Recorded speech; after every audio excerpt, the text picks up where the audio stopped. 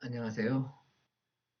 오늘은 야고보서 4장 1절부터 10절까지를 중심으로 애통하는 마음을 회복합시다 라는 제목으로 말씀을 나누고 야고보서 강해를 마치겠습니다. 제가 영상 설교를 시작할 때 사역했던 교회에서 하던 것에 이어 4장 11절부터 시작해서 5장 마지막까지 말씀을 나누고 처음으로 돌아왔기 때문입니다. 이후 내용을 듣지 못한 분들은 제 유튜브 채널에 올려놓은 이전 영상을 시청해 주시면 감사하겠습니다. 커피를 한 잔 주문하면 무제한으로 리필되는 곳이 있습니다. 그곳에 가면 일단 원하는 만큼 커피를 마실 수 있다는 만족감 때문에 참 행복합니다.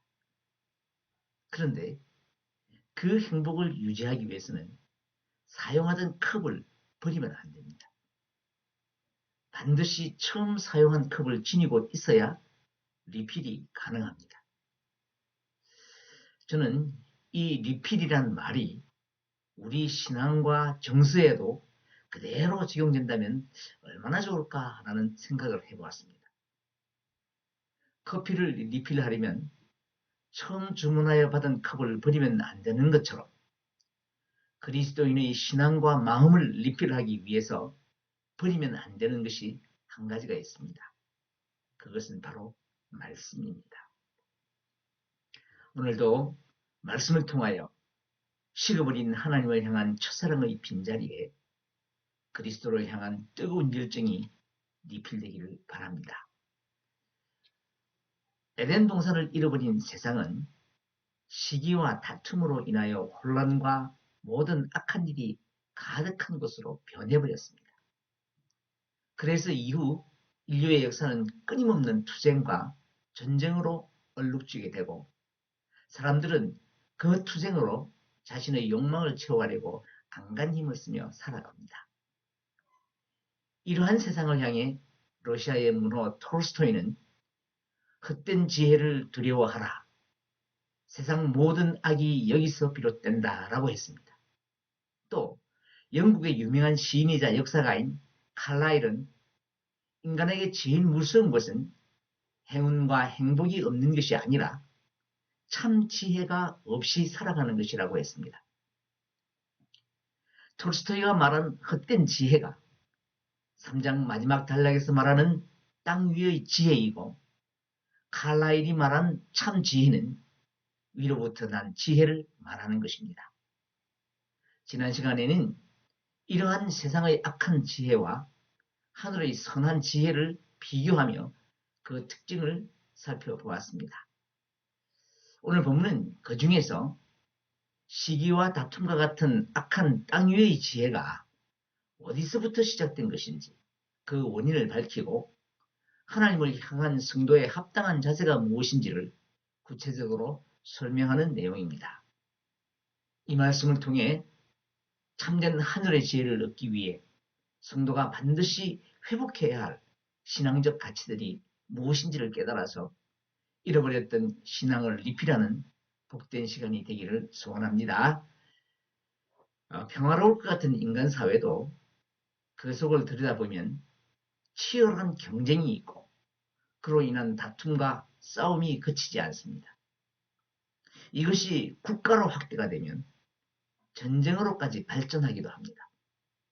그런데 그렇게 다양한 싸움과 다툼의 원인은 사실 몇 가지 되지 않습니다. 서로의 생각이 다르거나 대의명분을 얻기 위함이거나 아니면 좀 더 많은 재물을 얻으려는 욕심 때문이거나 하는 것들입니다. 이러한 것들을 본문 야고보서 4장 1절에서는 한 단어로 정욕이라고 정의를 했습니다. 성경에서 사용되는 정욕이라는 단어는 단순히 인간의 육체적 성적 욕망이나 이기적인 욕심만을 의미하지 않습니다. 그것을 포함한 인간의 마음으로부터 나오는 하나님과 반대되는 모든 것이 다 정욕입니다. 자, 그렇다면 그 정욕은 어디서부터 생겨나는 것일까요? 그것은 에덴 동산의 타락으로부터 시작됩니다. 창세기 3장을 보면 뱀이 하와를 유혹하는 가장 핵심적인 내용이 하나님과 같이 된다는 것이었습니다. 이것은 천사가 타락하여 사탄이 된 근본적인 이유인데 사탄 스스로 이루지 못한 욕망을 인간에게 불어넣어 하나님을 떠나게 하려는 술책입니다. 이 사탄의 유혹에 넘어가 범죄한 인간은 그 죄의 속성이 유전되어 인간도 하나님처럼 될 수 있다는 생각을 끊임없이 가지게 된 것입니다. 인간이 하나님처럼 된다는 것은 스스로 존재할 수 있다는 것이니까 하나님이 필요가 없다는 말과 같은 것입니다. 이렇게 인간 스스로가 하나님이 되어 모든 것을 통제하겠다는 무서운 욕망으로부터 나온 모든 것이 바로 정욕입니다. 그러므로 정욕으로부터 나온 모든 생각과 행위는 하나님을 대적하는 죄가 되는 것입니다. 원래 정욕이라고 번역된 헬라어는 기뻐하다는 뜻이 있는 단어에서 유래해서 기쁨이라는 의미를 가지고 있습니다. 그런데 그 기쁨은 지극히 인간적인 기쁨입니다. 하나님으로부터의 간섭에서 벗어나서 자신의 정신적, 육체적 욕구를 충족시켜서 얻는 쾌락을 의미하는 것입니다. 그래서 인간 사회는 그 쾌락을 추구하기 위해 탐욕스럽고 남 위에 군림하고자 하는 인간의 욕망인 정욕이 서로 충돌하고 부딪혀서 싸움과 다툼이 일어나게 되는 것입니다. 그런데 이런 문제가 야고보스가 기록된 1세기의 교회에서 일어나고 있었던 것입니다. 본문 2절에서 너희는 욕심을 내어도 얻지 못하여 살인하며 시기하여도 능히 취하지 못함으로 다투고 싸우는도다 라고 했는데 여기서 너희가 누구를 가리키는지를 먼저 아셔야 합니다. 야고보서의 수신자는 1장 1절에 기록된 대로 흩어져 있는 12지파입니다. 이것에 관해서는 첫 시간에 말씀을 드렸으니까 생략하고 결론만 말씀을 드리면 스데반이 순교한 이후 기독교에 대한 박해가 심해지자 로마 제국 각지에 흩어져서 신앙생활을 하던 성도들이 이 편지의 수신자입니다. 그러니까 이 말씀들은 불신자들이 아니라 성도를 향한 말씀입니다. 성도들이 정욕으로 서로 다투고 싸운다는 것입니다. 그 당시의 성도들은요, 로마의 지배 아래 살아가고 있었습니다. 막강한 힘으로 세계를 지배한 로마의 문화는 힘을 숭상하는 문화였으므로 그들에게는 힘이 정의였습니다. 가진 자가 선이고 가진 자가 정의입니다. 그래서 많이 가지기 위해 권력을 쟁취하려 하고 그 힘으로 더 많이 가지려고 하는 것이 로마 시대의 정신적 가치였습니다. 어떻게 보면 오늘 우리가 사는 세상도 그때나 별로 다를 것이 없는 것 같습니다. 자, 그런데 그런 로마의 문화 속에서 살아가는 그리스도인들은 그 세대를 본받지 않고 하나님의 말씀에 순종하며 살아야 하니까 삶이 궁핍할 수밖에 없었습니다. 힘을 가진 로마 사람들에게 핍박과 착취를 당하며 매우 어려운 처지가 된 것입니다. 그러다 보니 세상 유혹을 이기지 못하고 적당히 타협하는 성도들이 생기게 된 것이죠. 적당히 거짓말도 하고 타협하며 산다고 구원받지 못하는 것이 아니잖아 라고 스스로 위로하며 살기 시작한 것입니다. 자, 그렇다면 오늘날 우리의 모습은 어떠합니까? 여기에서 완전히 자유로울 성도가 얼마나 있을까요? 솔직히 말씀드리면 저부터도 완전히 그렇다고 자신있게 말씀드릴 수가 없습니다. 단지 그렇게 살지 않으려고 기도하며 매일을 살아갈 뿐입니다. 그런데 그렇게 욕심을 내고 정욕대로 살아도 심지어 살인하며 시기해도 아무것도 얻지 못하고 다투기만 한다는 것입니다. 여기서 살인이란 실제적인 살인일 수도 있지만 야고보가 예수님의 가르침을 빗대어 한 말입니다. 마태복음 5장 21절, 22절을 우리 함께 읽겠습니다. 옛사람에게 말한 바 살인하지 말라. 누구든지 살인하면 심판을 받게 되리라 하였다는 것을 너희가 들었으나 나는 너희에게 이르노니 형제에 대하여 노하는 자마다 심판을 받게 되고 형제에 대하여 나가라 하는 자는 공회에 잡혀가게 되고 미련한 놈이라 하는 자는 지옥불에 들어가게 되리라. 이 말씀은 옛사람이라고 지칭되는 구약의 성도들에게 주어졌던 모세의 율법을 뛰어넘는 예수님의 새로운 신약적 가르침을 규정한 것인데 형제에게 분노하는 자는 곧 살인자다라고 말씀하신 것입니다. 요한일서 2장 11절에서 15절을 보면 사도 요한도 형제를 미워하는 것이 가인이 그 아우 아벨을 죽인 것처럼 살인한 자와 같다고 말하고 있습니다. 다시 말하면 형제를 사랑하지 않고 증오하거나 미워하는 마음의 태도는 형제를 살인한 행위와 결코 다르지 않다는 것입니다. 본문도 이와 같은 맥락으로 해석해서 자기의 욕망을 채우는 데 방해가 되는 형제를 미워하여 그에 대하여 분노하는 자는 살인한 자다라고 말한 것입니다. 그런데 세상 사람들은 그렇다 하더라도 문제는 그 시대의 성도들마저 그런 갈등으로 무너지기 시작했다는 거예요. 그 시대뿐만 아니죠. 오늘날 교회도 마찬가지입니다. 하지만 아무리 욕심을 내고 시기하여 다투고 싸우고 살인하기까지 해도 얻는 것은 아무것도 없습니다. 남는 것은 분열과 상처뿐입니다. 그 이유를 본문에서 두 가지로 설명하고 있습니다. 2절 마지막 부분 너희가 얻지 못함은부터 3절까지 함께 읽겠습니다.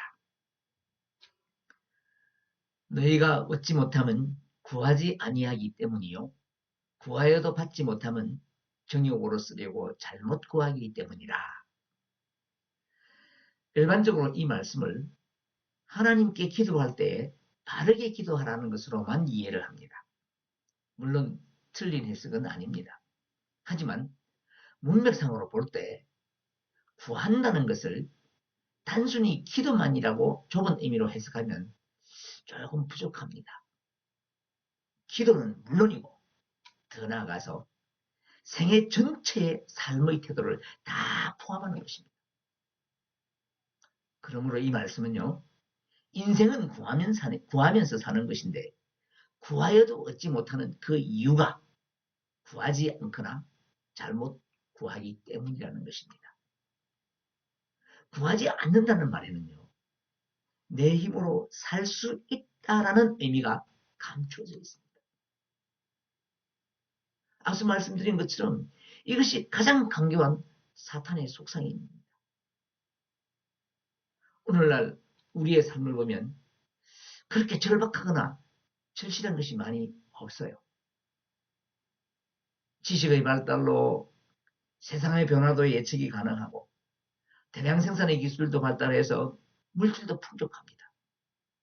그러다 보니까 하나님께 절실하게 구하는 삶의 모습이 점점 사라졌습니다.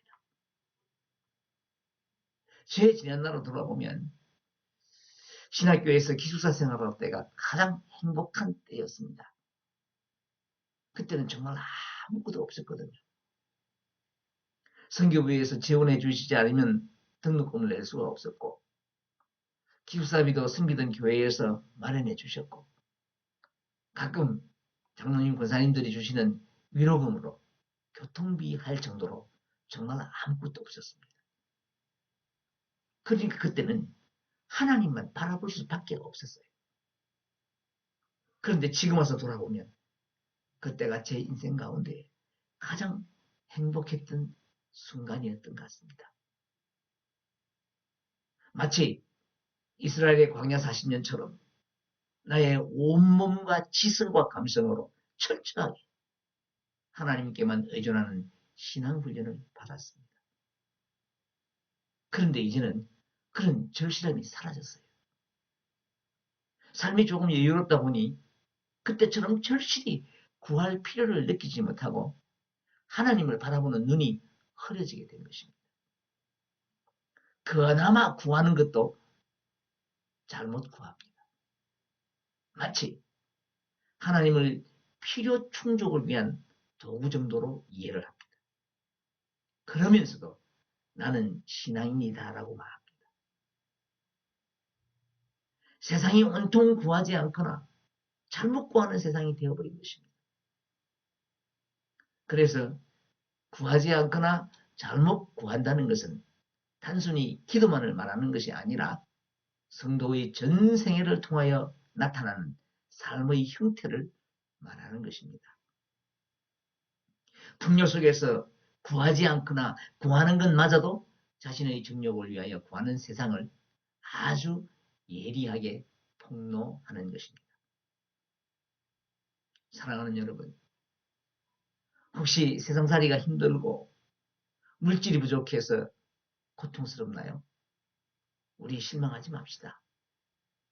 기도밖에 할 것이 없는 이때가 복된 시간임을 아시고 후회 주시고 꾸짖지 아니하시는 하나님만 바라보시기 바랍니다. 본문에서 이렇게 잘못 구하거나 구하지 않는 세상을 향하여 가늠한 여인이라고 책망을 합니다. 우리 4절을 보겠습니다. 가늠한 여인들아, 세상과 붙든 것이 하나님과 원수됨을 알지 못하느냐? 그런즉 누구든지 세상과 붙이되고자 하는 자는 스스로 하나님과 원수되는 것이니라.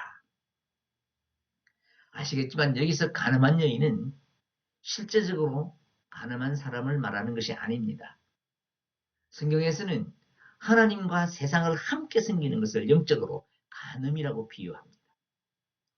특히 여기서는 수신자가 성도들이니까 좁은 의미를 해석하면 교회를 은유적으로 표현하는 것입니다. 속된 말로 교회가 양다리를 걸치는 것입니다. 성도들이 그렇다는 거예요. 그 시대 성도들만 그런 것이 아니라 현대를 살아가는 우리도 마찬가지예요. 하나님을 믿기는 하는데 하나님만을 의지하지는 않습니다. 신앙과 삶이 다른 이중적인 생활을 합니다. 입으로는 고백하는데 삶은 세상의 원리에 익숙해져서 살아갑니다. 이런 모습으로 살아가는 성도와 교회를 가늠한 여인들이라고 부르며 그런 생활은 하나님과 원수가 되는 것이라고 교훈하고 있는 것입니다. 여러분, 하나님의 사랑은요, 부부의 사랑처럼 매우 독점적입니다. 전부가 아니면 온전한 사랑이 아닙니다. 하나님은 그 온전한 사랑을 우리에게 주셨습니다. 당신의 전부인 생명을 주신 사랑이에요. 그러나 우리는 그런 사랑을 하지 못해요. 그런데도 성경은 우리에게 아주 놀라운 말씀을 기록하고 있습니다. 5절입니다. 너희는 하나님이 우리 속에 거하게 하신 성령이 시기하기까지 사모한다 하신 말씀을 헛된 줄로 생각하느냐. 여기서 시기는요, 나보다 잘난 사람에 대해서 품는 악의적인 시기심을 말하는 것이 아니에요. 배우자가 타인에게 마음을 줄 때에 품는 감정, 쉽게 말하면 질투를 말하는 거예요. 그런데 그 질투는 사랑하지 않는 사람에게는 날 수 없는 것이잖아요. 그러니까 질투의 근원은 사랑이에요. 자, 시기를 이렇게 정의하고 말씀을 가만히 묵상해 보면 이 말씀이 얼마나 은혜가 되는지 모릅니다. 보잘것없는 나를 하나님은 시기하시기까지 사모하신다. 그리하여 그 사랑을 십자가로 표현하셨습니다. 사랑을 표현하는 방법은 참 많습니다. 그런데 주님은 당신의 전부이신 생명을 주시며 그 사랑을 나타내셨습니다. 하지만 나는 그 사랑을 표현하기는커녕 세상의 마음을 뺏긴 가늠한 여인으로 살아왔습니다. 오늘 본문은 이렇게 너무나 죄송하고 부끄러운 우리를 향하여 권면하고 있습니다. 6절부터 10절까지입니다. 먼저 6절부터 8절까지 함께 읽겠습니다. 그러나 더욱 큰 은혜를 주시나니 그러므로 일렀으되 하나님이 교만한 자를 물리치시고 겸손한 자에게 은혜를 주신다 하였느니라. 그런즉 너희는 하나님께 복종할지어다. 마귀를 대적하라. 그리하면 너희를 피하리라. 하나님을 가까이 하라. 그리하면 너희를 가까이 하시리라. 죄인들아 손을 깨끗이 하라. 두 마음을 품은 자들아 마음을 성결하게 하라. 여기서 우리는 성경에서 말하는 교만과 겸손에 대한 분명한 개념을 이해해야 합니다. 사전에서 말하는 교만은 잘난 체하고 뽐내고 버릇이 없음입니다. 그리고 겸손은 남을 높이고 자기를 낮추는 태도입니다. 자, 이러한 정의는 일반적으로 사람과의 관계에서 나타나는 품성을 말하는 것입니다. 그러나 성경에서 말하는 교만과 겸손은 더 원초적인 원인을 의미합니다. 즉 하나님과의 관계에서 나타나는 삶의 태도를 말하는 것입니다. 간단하게 설명하면 겸손은 오직 하나님만 바라는 삶의 태도이고 교만은 하나님 없이도 살 수 있다는 모든 삶의 방식과 가치와 태도를 말하는 것입니다. 그러니까 하나님께 복종하라는 7절의 말씀은 결국 겸손하라는 명령입니다. 오직 하나님만 바라는 겸손한 마음으로 마귀를 대적하면 큰 은혜, 즉 영원한 생명을 주신다는 것입니다. 그리고 8절에서는 두 마음을 품은 교만한 자가 하나님께 가까이 가기 위해서는 손을 깨끗이 하고 마음을 성결하게 하라고 명령하십니다. 손을 씻는 행위는 구약의 제사장들이 성소에 들어가기 위해 행했던 중요한 의식이었습니다. 그리고 마음을 성결하는 것 역시 구약의 제사장들이 성전에 들어가기 위해 행했던 재반 정결 의례를 가리키는 것입니다. 이러한 정결 의식을 본문에서는 하나님과 세상 사이에 머뭇거리는 두 마음을 한 곳으로 돌리라는 뜻으로 영적인 정결을 의미합니다. 그 영적인 정결이 바로 회개함으로 죄 씻음을 받으라는 명령이고 그 명령은 9절과 10절에서 계속 이어지고 있습니다. 9절, 10절을 함께 읽겠습니다. 슬퍼하며 애통하며 울지어다. 너희 웃음을 애통으로 너희 즐거움을 근심으로 바꿀지어다. 주 앞에서 낮추라. 그리하면 주께서 너희를 높이시리라. 여기서 웃음과 즐거움은 세상에서 얻어지는 일시적인 쾌락으로 주어지는 것입니다. 이 쾌락을 앞에서 우리는 정욕이라고 했습니다. 그 정욕에서 벗어나기 위해서는 결국 즉각적이고 철저한 회개가 수반되어야 합니다. 그래야만 낮아져서 오직 하나님만 바라는 진정한 겸손한 자가 될 수 있는 것입니다. 그러므로 진정으로 낮아져서 겸손하기 위해서는 우리 안에 잃어버렸던 슬픔을 회복해야 합니다. 애통하는 마음을 회복하는 것입니다. 하나님은 새로운 시대를 열어가실 때에는 항상 슬픈 마음의 회복을 준비하셨어요. 이스라엘이 사사시대를 지나며 몰락해 갈 때에 새로운 왕조 이스라엘을 세우기 위하여 슬픈 마음을 가진 여인 한나를 준비하셨습니다.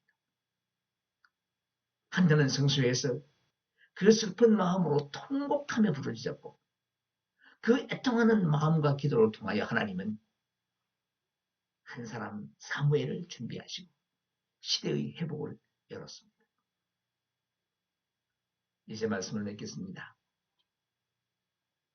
애통하는 마음은 인간이 하나님께 간구하며 나아가는 유일한 통로입니다. 그런데 오늘날 세상과 교회가 이러한 애통하는 마음을 잃어버렸습니다. 정욕에 사로잡혀 눈에 보이는 쾌락과 즐거움에 취해서 이 슬픔을, 애통을 잃어버린 것입니다. 사랑하는 여러분, 간절한 마음으로 권면합니다. 겸손한 마음으로 정욕으로 가득 찬 혼란한 세상의 슬픔을 끌어안고 애통하는 마음의 회복을 위하여 주님 오시는 날까지 무릎 꿇는 멋진 성도님들 되시기를 간절히 기원합니다.